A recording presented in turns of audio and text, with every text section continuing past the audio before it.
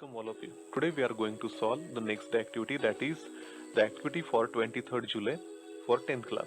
So let's start.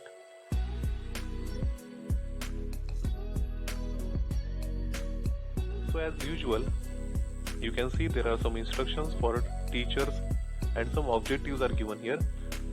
हा video थोडासा मोठा होईल, ही ऍक्टिव्हिटी मोठी आहे, त्यामुळे आपण या गोष्टींवर डिस्कशन नाही करणार आहोत. या ज्या गोष्टी आहेत तुम्ही स्वतः रीड करा आणि अर्थ समजून घ्या.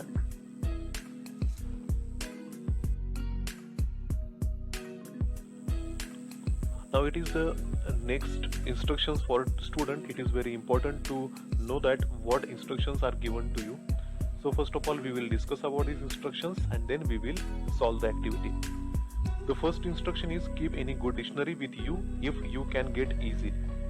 तुमच्याजवळ एखादी चांगली डिक्शनरी ठेवायची आहे. Read the story carefully and find out new words. तुम्हाला जी स्टोरी दिलेली आहे ती काळजीपूर्वक वाचायची आहे आणि त्यातले नवीन शब्द शोधून काढायचे आहेत. Guess the meaning of new words and try to tell the class. जे नवीन शब्द आहे त्याचा मीनिंग तुम्ही गेस करायचा आहे आणि तुमच्या क्लासला सांगायचं आहे. Try to use new words and expressions to complete the sentences. नवीन शब्द आणि एक्सप्रेशनचा वापर तुम्ही नवीन सेंटेन्सेस मध्ये करायचा आहे. Take down all important points in your notebook for further knowledge. जे काही पॉइंट्स तुम्हाला महत्वाचे वाटतात ते तुम्ही नोट डाऊन करून घेऊ शकता. And last, complete all activities as per given instructions. दिलेल्या इन्स्ट्रक्शन्स प्रमाणे तुम्हाला दिलेली ऍक्टिव्हिटी सोडवायची आहे. So learning activity. ही ऍक्टिव्हिटी काय आहे? Teacher asked to read the story carefully and tell to find some unfamiliar words. तुम्हाला शिक्षक स्टोरी वाचायला सांगतील आणि त्यातले अनफॅमिलियर वर्ड्स शोधायला सांगतील. Teacher supports all student to complete all activities. Teacher तुम्हाला प्रत्येक ऍक्टिव्हिटी सोडवण्यासाठी मदत करतील. And students follow all instructions and try to complete activity task. आणि विद्यार्थी सूचनेप्रमाणे सगळ्या ऍक्टिव्हिटी सोडवतील.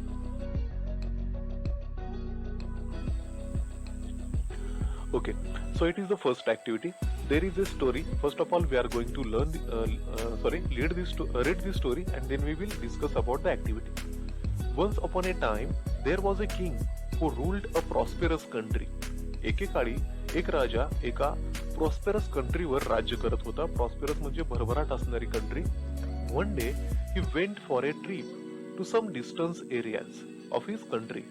आणि एक दिवस याने ठरवलं की आपल्या देशातल्या काही दूरवरच्या भागांमध्ये आपण जायचं, फिरून यायचं. When he was back to his palace, he complained that his feet were very painful because it was the first time that he went for such long trip and the road that he went through was very rough and stony. आणि जेव्हा या दौऱ्यावरून तो माघारी आला त्याने complaint केली की त्याचे पाय खूप दुखतायत. का? कारण आयुष्यामध्ये पहिल्यांदाच तो एवढ्या लांबच्या प्रवासावर गेला होता आणि त्याचबरोबर त्या भागातले जे रस्ते होते ते अतिशय रफ आणि स्टोनी होते, खडकाळ होते. He then ordered his people to cover every road of the entire country with leather. नंतर त्यानं आपल्या सेवकांना आदेश दिले की आपल्या देशामध्ये जेवढे काही रस्ते असतील ते सगळे रस्ते लेदरने झाकून टाका. Definitely this would need thousand of animals skin and would cost a huge amount of money. आता या गोष्टीसाठी खूप साऱ्या प्राण्यांचे कातडं लागणार होतं आणि यासाठी खूप सारा पैसा पण जाणार होता. Then one of his wise servants dared himself to tell the king. आणि हे सगळं जाणवून आल्यानंतर त्यांच्याच दरबारातला एक वाईज सर्वंट, हे अतिशय कुशाग्र सर्वंट, त्यानं सांगण्याचं धाडस केलं. Why do you have to spend that unnecessary amount of money? तुम्ही हा अननेसेसरी अमाऊंट ऑफ मनी का स्पेंड करताय? Why don't you just cut a little piece of leather to cover your feet? एवढं सगळं करण्यापेक्षा तुम्ही एक लहानसा लेदरचा तुकडा घेऊन त्याच्यापासून तुम्ही स्वतः का तुमचे शूज तयार करत नाही? The king was surprised. किंगला आश्चर्य वाटलं. But the latter agreed to his suggestion. पण नंतर तो त्याच्या सजेशनला मानायला तयार झाला. To make a shoe for himself. आणि त्यानं आपल्यासाठी एक शू तयार करायचं निश्चित केलं. So it is a story. The moral of the story is given here. There is actually a valuable lesson of life in this story. To make this world a happy place to live, you better change yourself, your heart, and not the world. जगाला तुम्हाला आनंदित पाहायचं असेल तर जग बदलण्यापेक्षा तुम्ही पहिल्यांदा स्वतःला बदला, म्हणजेच जग बदलेल. It is the main valuable lesson of this story. Okay, so let's move ahead to solve the activities. On the screen you can see there are some questions now which are regarding that paragraph. The first question is, who are the main characters of this story? So we have seen there are two main characters, and these two main characters are the king and his wise servant. Okay, so next question, can you tell some pairs of adjective and nouns? So there are so many adjective plus noun. You can write these pairs as an answer of this question. Prosperous country, distance areas, his country, his feet, very painful, first time, long trip, very rough, every road, and wise servants. Okay, and last question, do you find the antonyms of necessary? तुम्हाला necessary या शब्दाचा antonym या paragraph मध्ये सापडला का? Yes, there is an antonym of this word, and that is unnecessary. Now, next activity is make 4 words minimum 3 letters using the letters in the word prosperous. या ठिकाणी तुम्हाला prosperous हा शब्द यामध्ये जे लेटर आहेत ते यूज करून अजून 4 स्मॉलर वर्ड्स तयार करायचे आहेत जे कमीत कमी 3 लेटरचे असतील. मग ते आपण कुठले कुठले तयार करू शकतो? So here is the answer. Oppose, poor, prosper and suppose. Then next, the king was surprised. Can you take any verb, noun or adjective at the place of surprised and make meaningful sentence? या ठिकाणी त्यांनी सांगितलेलं आहे की surprised या शब्दाला इथं underline आहे. या शब्दाच्या ठिकाणी आपण एखादा वर्ब, नाउन किंवा ऍडजेक्टिव्ह वापरून वाक्य तयार करू शकतो का? So we can make the sentence by using verb, noun and adjective at this place. How? Let's see. बघा, ऍज अ वर्ब आपण वाक्य तयार करू शकतो. The king was hunting. As a noun, the king was a hunter. And as an adjective, the king was careful. So we have used verb here, then noun here and adjective here. So you can write these answers in your notebook.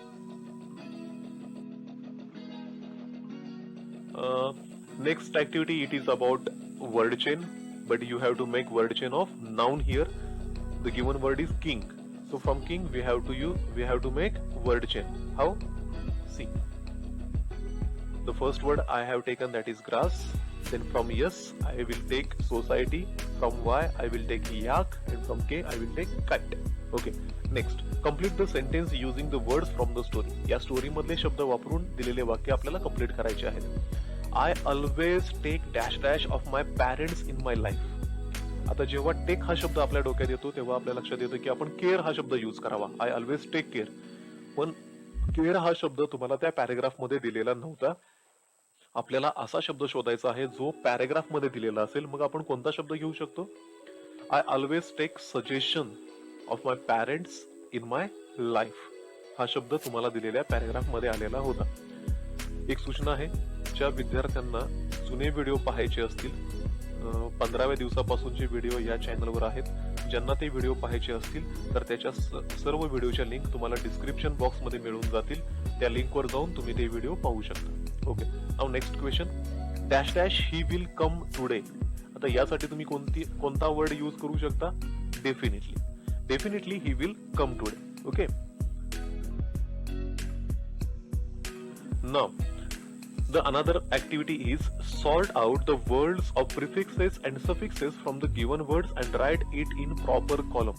So there are so many words in the bracket you can see here, and you have to put those words according to their type, like prefixes or suffixes. जे शब्द तुम्हाला दिलेले आहेत ते prefix आहे की suffix आहे हे शोधून तुम्हाला लिहायचं आहे.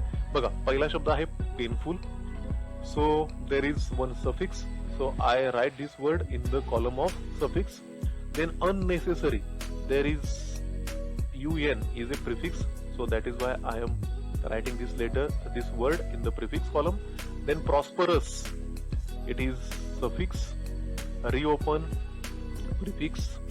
Development, suffix. Disappearing, now here you can see there is suffix as well as prefix. या ठिकाणी disappearing हा जो शब्द आहे या ठिकाणी dis हे प्रिफिक्स आहे आणि ing हे सफिक्स लागलेला आहे. पण आपल्याला दोन्हीपैकी एकाच कॉलम मध्ये हा शब्द घेता येणार आहे, म्हणून हा शब्द जो आहे तो मी प्रिफिक्स मध्ये घेतो. Then suggestion, it is suffix. Beautiful suffix. Rebirth prefix. Shyness suffix. changeful suffix, inactive it is prefix, careful suffix, kindness suffix, and unkind prefix. So it is an answer of this question. You can write this answer in your notebook. Okay, another story is given here. It is an extension activity. Instruction is given here. Teacher instructs student to read the following passage and do the activity. So first of all, we are going to read this passage. We will try to find the meaning of this passage and then we will solve the activity. Long, long ago, there lived a kind, gentle and courteous man called Androcles. हा 8वी मधला paragraph आहे. 8वी मध्ये असताना तुम्हाला ही गोष्ट होती, अँड्रोक्लिस and the lion. त्यामुळे मला वाटतं की तुम्हाला ही वेल नोन स्टोरी आहे. खूप जुन्या काळातली ही गोष्ट आहे, ज्या काळामध्ये हा काइंड जेंटल कोर्टियस मॅन राहत होता, ज्याचं नाव होतं Androcles. But he had very cruel master. पण त्याचा जो मालक होता तो अतिशय क्रुएल होता.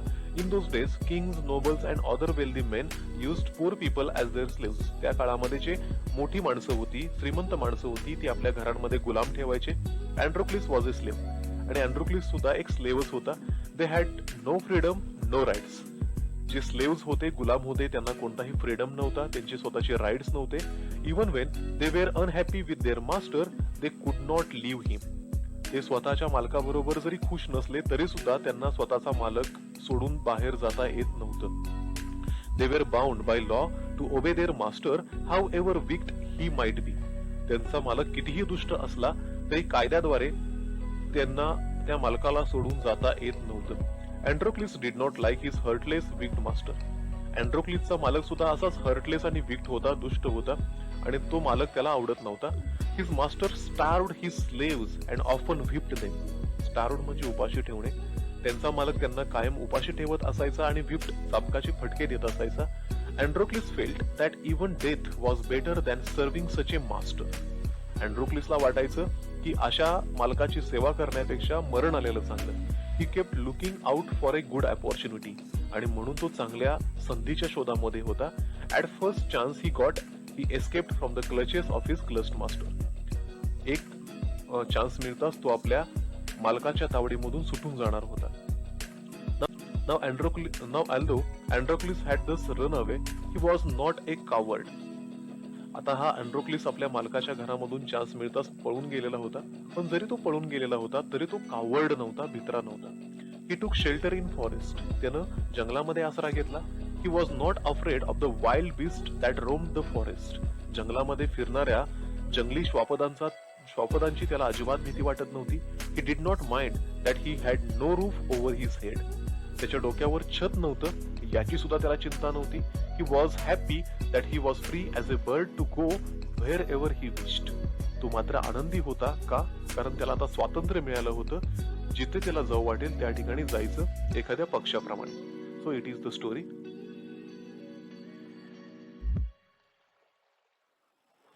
Now there are some questions you can see here. There are 3 questions you can see on your screen. The first question is, who is the main character of the story? So main character of the story is Androcles. So I have written here. Can you tell some pairs of adjective and noun? Again the same question is asked here. So there are again so many words which are a pair of adjective and noun. I have written here. You can copy those in your notebook. Then, do you find any antonym of kind? Yes, we have found the antonym of kind. There are not one but so many antonyms of kind, and these are cruel, heartless and wicked. Now, second activity is make 4 words, minimum 3 letters using the letters in the word opportunity. Same activity आहे. Answer काय असेल बघा. Print out, outprint, port and pot. Then again word chain, it is based on adjective now. मगाशी आपण जी word chain पाहिली ती noun ची होती. या ठिकाणी तुम्हाला adjective ची लिहायची. ती कशी लिहिणार? From L I take large, from E I take electric, from C I choose calm, and from M I choose magnetic. So evaluation. या ठिकाणी तुमचे शिक्षक तुमच्यासाठी काय करणार आहेत? Teacher will boost confidence by checking fluency of new words as well as knowledge about grammatical terms and their confidence of finding out unfamiliar words. word power and vocabulary of students and how it affects the class. तुम्ही तुमच्याकडे जे vocabulary power आहे ते तुम्ही कसं present करता हे सगळे तुमचे टीचर तुमच्या क्लासमध्ये ऑब्झर्व करतील. Teacher will also check their thinking skills about making the sentences by using given words and expressions. आणि तुम्ही शब्दांपासून वाक्य कसे तयार करतात हे सुद्धा तुमचे शिक्षक तपासून पाहतील. तर आज या ऍक्टिव्हिटी मधून आपण काय शिकलो? How to deal with new words, नवीन शब्दांबरोबर कसं डील करायचं. हाऊ वर्ड चेन ऍक्टिव्हिटी हे आपण शिकलो.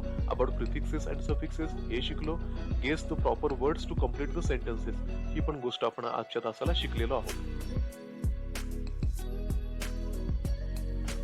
So we are going to stop here. Tomorrow we will solve the next activity. Thank you.